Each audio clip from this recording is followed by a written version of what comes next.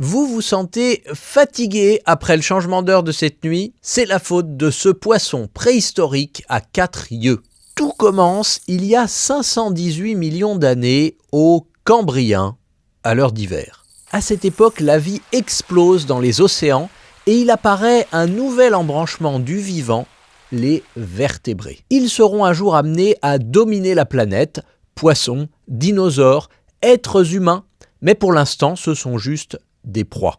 Et pour cause, ils n'ont encore ni mâchoire, ni même squelette. À peine un crâne en cartilage et une ébauche de colonne vertébrale, et ils ressemblent à des nouilles qui nagent. Dans la province de Zhejiang, au sud de la Chine, se trouvent des gisements de sédiments de cette époque et les paléontologues viennent d'y retrouver des fossiles particulièrement bien conservés de ces nouilles qui nagent et qui sont donc nos ancêtres directs. Ces nouilles se nommaient Mylocunmigia et sur leurs fossiles, on a découvert qu'en plus de 2 yeux sur les côtés de la tête, elles possédaient aussi 2 petits yeux en plein milieu. L'analyse chimique de ces petits yeux, combinée à une observation au microscope, révèle qu'ils possédaient un cristallin et des pigments permettant de voir. Et c'était très utile pour notre pauvre petit ancêtre occupé à fouiller la vase pour repérer les prédateurs qui venaient l'attaquer par au-dessus. Par exemple, l'Anomalocaris, un monstre aux allures de crevettes géantes. Au cours des millions d'années qui ont suivi, ces yeux supplémentaires n'ont pas complètement disparu. À mesure que la lignée des vertébrés a évolué, ils ont simplement évolué avec. Le crâne les a progressivement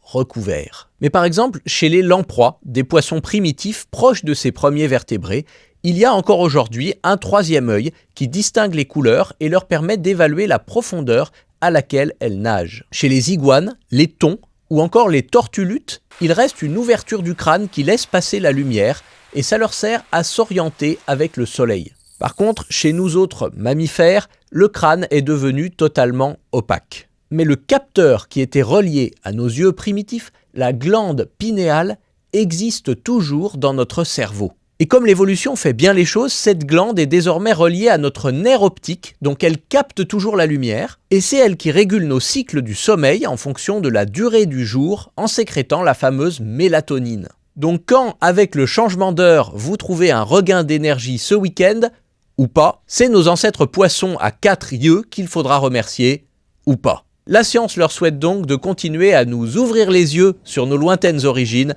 quitte à nous empêcher de dormir.